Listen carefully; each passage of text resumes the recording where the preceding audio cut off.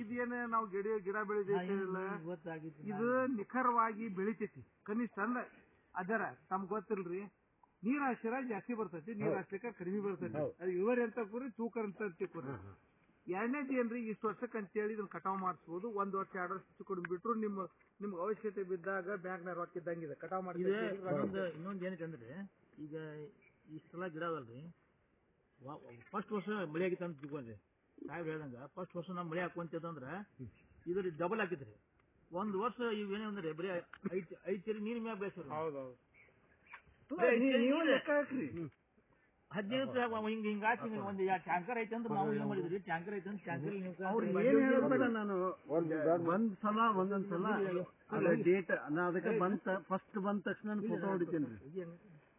ಎಷ್ಟು ಸಲ ಬಂದೇನಲ್ಲ ಅಷ್ಟನ್ನು ಫೋಟೋ ಒಂದೊಂದು ರೇಂಜ್ ಮಾಡಿ ಇಟ್ಟದೇನ್ರಿ. ನಿಮ್ಗೆ ಡೇಟ ತೋರಿಸ್ತೇನೆ. ಇದೇ ವರ್ಷ ಮಳೆ ಆಗಿದ್ರಿ, ಇವಕ್ಕೆ ಸಂಪೂರ್ಣ ಮಳೆ ಆಗಿದ್ದು ಇದೇ ವರ್ಷ ರೀ. ವಾಸರಿ ಮಳಿನೇ ಇಲ್ರಿ. ನೀವು ಸಂಪೂರ್ಣ ಅಂತ ಹೇಳಕ ಬರಂಗಿಲ್ರಿ, ಎರೆ ಬಿಡಕ್ ಮುಚ್ಚಿಲ್ಲ. ಈಟ್ ಸ್ವಲ್ಪ ಮಳೆ ಆಗೈತಿ, ವಾಸರಿ ಅದು ಇಲ್ಲ ಸರ್. ಅದು ಹೇಳ್ರಿ ನೀವು.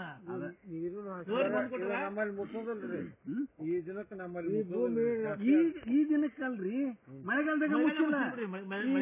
ಈ ಮನೆ ಮುಚ್ಚೈತಿ. ಇವ್ರು ನೀರ್ ಹಾಕ್ಲಿಲ್ಲ ಅಂದಿದ್ರೆ ನೀವು ಕಾಲಿಡಾಕ್ ಹೆದರ್ತಿದ್ರಿ. ಎಲ್ಲರ ಇದಾಕತ್ತೆ ಲೆಕ್ಕದಾಗಿದ್ದು.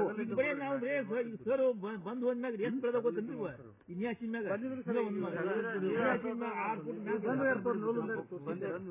ಅದನ್ನ ಹೇಳ್ತೀನಲ್ರಿ, ನಾವು ಒಳಗಡೆ ಹೆಜ್ಜೆ ಇಡಕ ಹೆದರ್ತಿದ್ದೆ. ಎಲ್ಲರ ಹಿಂಗ ಕಾಲ ಒಳಗೆ ತಂದ್ರೆ ಅವನು ಯಾವ ಹೇಳ್ಯಾನ ಇದನ್ನ ನೋಡಕ್ ಬಂದ್ ನಾನು ಏನೈತೆ ಅಂದ್ರೆ ಬ್ಯಾಚೆ ನೀರು ಅಲ್ಲ ಹೆಂಗಾರ ಮಾಡಿ ಪ್ರಯತ್ನ ಮಾಡಿ ಅನುಕೂಲ ಇತ್ತಂದ್ರೆ ಏನಿಲ್ಲ ಕೆರೆ ಇರ್ತಾವಲ್ಲ ಅಲ್ಲೆಲ್ಲ ತುಂಬಿರ್ತೈತ್ರಿ. ಮತ್ತ ಇದು ತುಂಬಿರ್ತೈತಿ, ಇಲ್ಲಿ ಒಂದ್ ಹನಿ ನೀರ್ ಬಿಟ್ಟಿಲ್ಲ. ಅಲ್ಲ ನಿಮಗೆ ಇನ್ನೊಂದು ಹೇಳ್ತೇನೆ, ನೀವು ದಯಮಾಡಿ ಒಳ್ಳೆ